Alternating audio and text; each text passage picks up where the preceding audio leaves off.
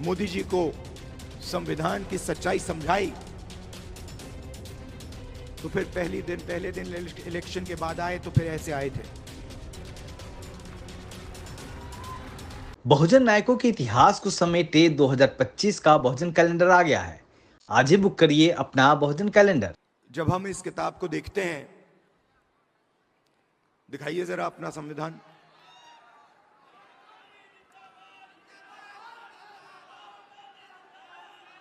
ये देखिए,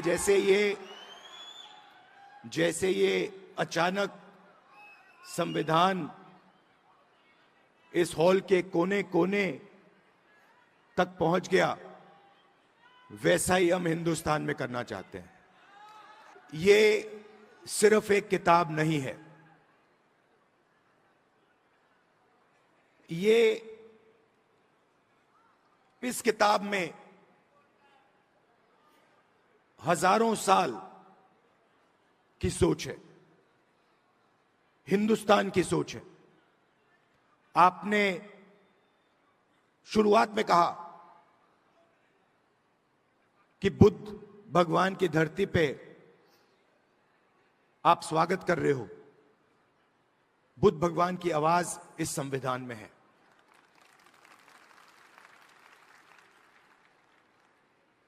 और हर स्टेट में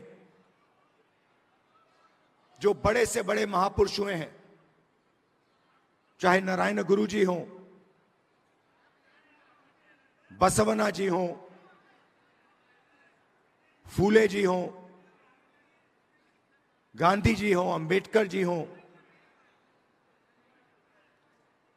इन सब की आवाज इस संविधान में है। मगर सिर्फ उनकी आवाज इस संविधान में नहीं है।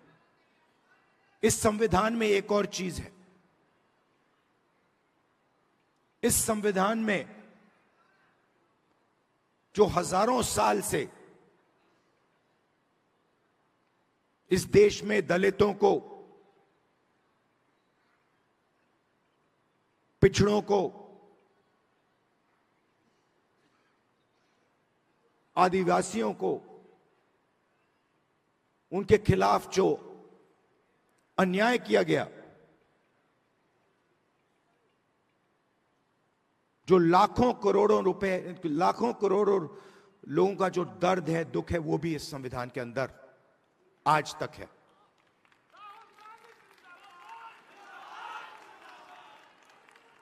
और इस संविधान ने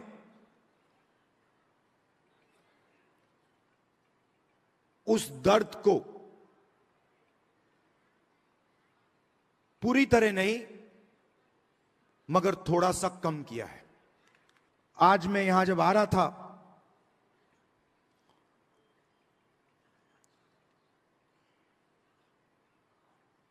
गंगा जी की ओर मैंने देखा, गाड़ी में बातचीत हो रही थी और मैं सोच रहा था कि ये लगती तो एक नदी है,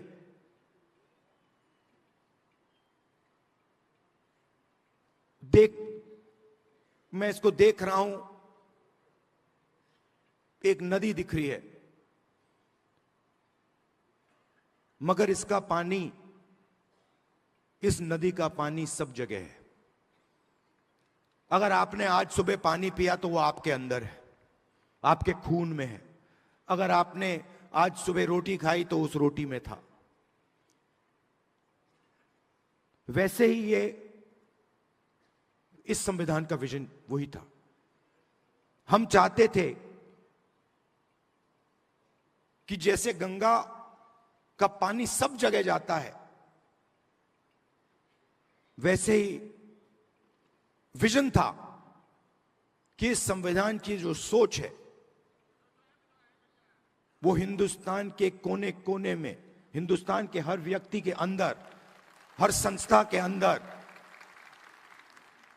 जैसे गंगा का पानी जाता है वैसे जाए। कि इस संविधान की जो सोच है वो हिंदुस्तान के कोने कोने में, हिंदुस्तान के हर व्यक्ति के अंदर, हर संस्था के अंदर जैसे गंगा का पानी जाता है वैसे जाए।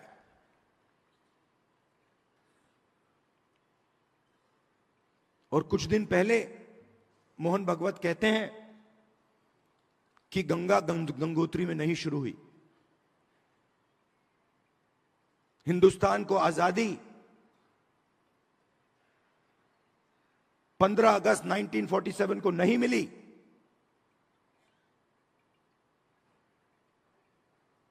बाद में मिली।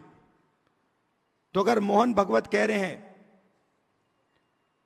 कि 15 अगस्त 1947 को आजादी नहीं मिली, तो वो इसको नकार रहे हैं। वो कह रहे हैं, खुले स्टेज में कह रहे हैं कि इस किताब में जो सोच है उसका हिंदुस्तान के लिए कोई मतलब नहीं है। यह आजादी का नतीजा नहीं था, क्योंकि उस समय मोहन भगवत के मुताबिक आजादी तो मिली नहीं।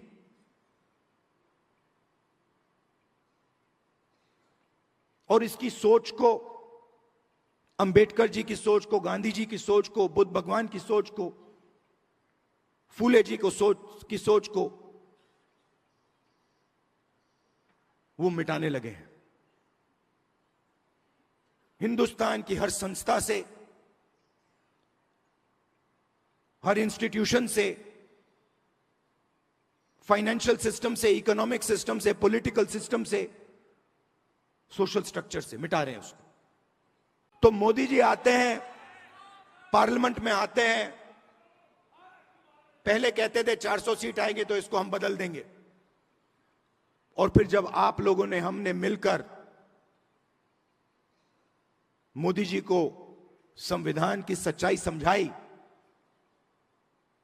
तो फिर पहले दिन इलेक्शन के बाद आए तो फिर ऐसे आए थे। मगर चाहते थे कि मैं उसको उठा के फेंक दूं, मगर हिंदुस्तान की जनता ने कहा, भैया अगर आपने सिर पे नहीं रखा तो हम तुम्हें उठा के फेंक देंगे।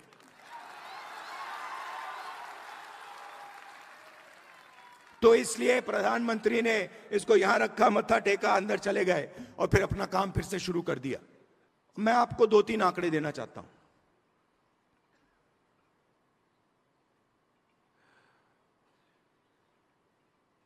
सबसे पहला आंकड़ा, आपने रिप्रेजेंटेशन की बात की। आपने कहा कि पॉलिटिकल रिप्रेजेंटेशन होना चाहिए।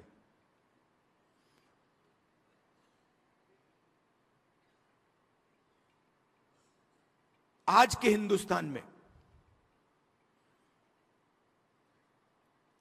एमएलए के पास, मेंबर ऑफ पार्लियामेंट के पास कोई पावर नहीं है। मैं मिलता हूं लोकसभा में बीजेपी के पिछड़े वर्ग के एमपी से, दलित एमपी से, आदिवासी मेंबर ऑफ पार्लियामेंट से। वो मुझे कहते हैं, भैया हमें पिंजरे में बंद कर यहां टांग रखा है।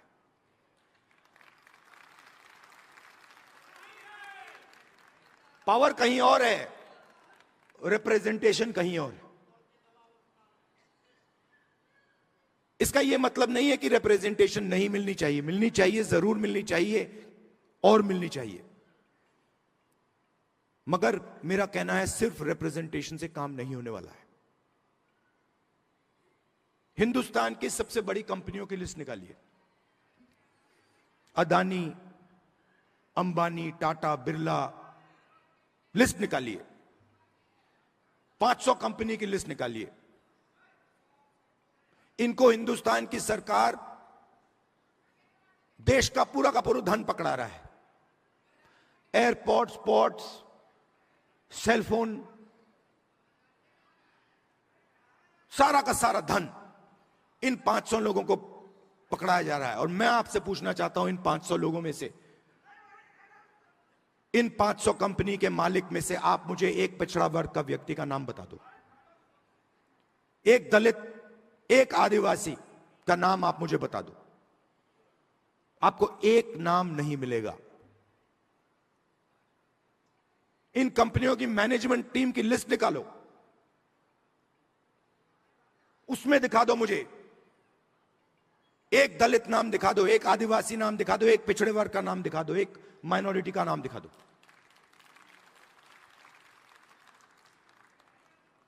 मीडिया में देखिए, एंकर्स की लिस्ट निकालिए, मालिकों की लिस्ट निकालिए,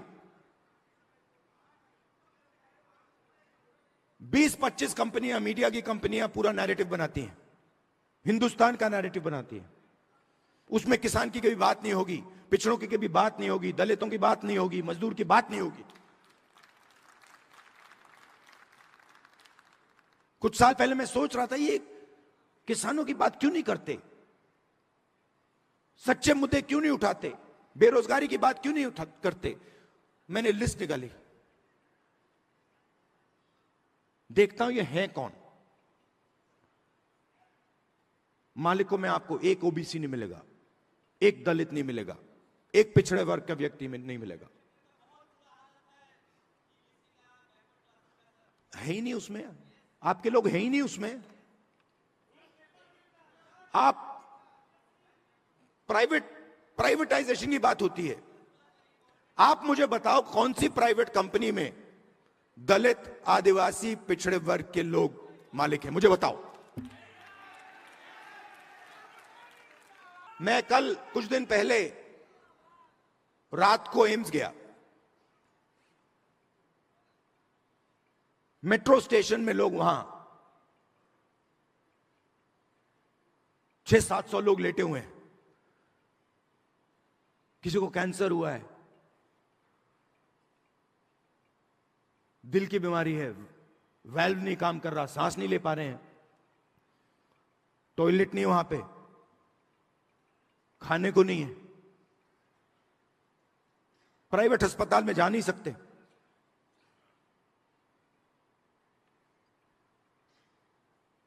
पूरा का पूरा सिस्टम, चाहे वो प्राइवेट अस्पताल हो, शिक्षा का सिस्टम हो, स्वास्थ्य का सिस्टम हो, बिजनेस का सिस्टम हो, आपके लोग हैं ही नहीं उसमें। आपने लड़ाई लड़ी, बहुत अच्छी लड़ाई लड़ी, और राजनीतिक रिप्रेजेंटेशन आपने पा लिया। मगर अगर मैं आपको सच्चाई बताऊं तो आपको सत्ता कहीं नहीं मिली। क्योंकि हुआ क्या, जब इन लोगों को पता लगा कि पिछड़ा वर्ग, दलित ये रिप्रेजेंटेशन ले रहे हैं,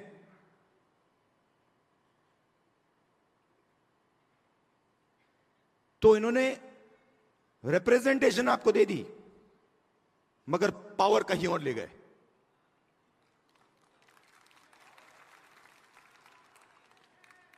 पावर कहां गई? Power Adani Ambani, power RSS, हर संस्था में अपने लोगों को डाल देते हैं। मैंने लिस्ट बनाई, आरएसएस के जो अपॉइंटीज हैं, हजारों अपॉइंटीज होते हैं सरकार में, बोर्ड, कॉर्पोरेशन, गवर्नर, हजारों होते हैं। मैंने लिस्ट निकाली, ये आरएसएस सत्ता के सिस्टम में किसको डाल रहा है। उसमें आपको एक पिछड़े वर्ग का नहीं मिलेगा, एक दलित नहीं मिलेगा, एक आदिवासी नहीं मिलेगा। पहला कदम हमें यह पता लगाना है कि सच्ची स्थिति क्या है, सच्ची सिचुएशन क्या है। जाति जनगणना, और हम छोड़ने वाले नहीं है। और ये बिहार वाला जाति जनगणना नहीं, ये फेक जो जाति जनगणना इन्होंने किया है लोगों को बेवकूफ बनाने वाला, ये नहीं। और जाति जनगणना के बाद आप क्या एक्शन लेंगे वो सबसे जरूरी है। जाति जनगणना क्या है? जाति जनगणना एक्सरे जैसा है। किसी को चोट लगती है डॉक्टर के पास जाता है, कहता है डॉक्टर मेरे हाथ में दर्द है। डॉक्टर एक्सरे करता है, कहता है हां हाथ टूटा हुआ है। तो जाति जनगणना एक्सरे एमआरआई जैसी चीज है, उससे दूध का दूध पानी का पानी हो जाएगा। सबको पता लग जाएगा हमारी आबादी इतनी है, भागीदारी इतनी है। मगर उसके बाद जाति जनगणना के बेसिस पे पॉलिसी बननी चाहिए। तो हमारा विजन क्या है कि हिंदुस्तान का पूरा जो सिस्टम है जो कोलैप्स कर रहा है, क्यों कोलैप्स कर रहा है? क्योंकि अन्याय है। गरीब लोगों के पास रोजगार नहीं है, किसान को सही आमदनी नहीं मिलती, मजदूर को सही कॉम्पेंसेशन नहीं मिलती। क्यों? क्योंकि पूरा का पूरा धन वही 10-15 लोगों के हाथ में जा रहा है। तो एक बार जाति जनगणना होगा, हमें पता लग जाएगा कि किसकी कितनी आबादी है और हिंदुस्तान के सिस्टम में उसकी कितनी भागीदारी है।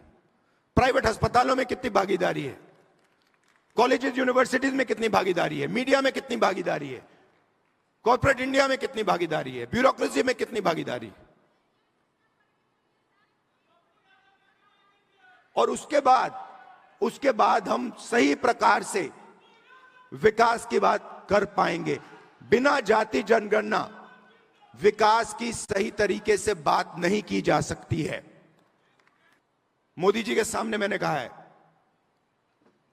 चाहे कुछ भी हो जाए, कांग्रेस पार्टी इसी लोकसभा में और राज्यसभा में जाति जनगणना आपके मुंह के सामने पास करेगी।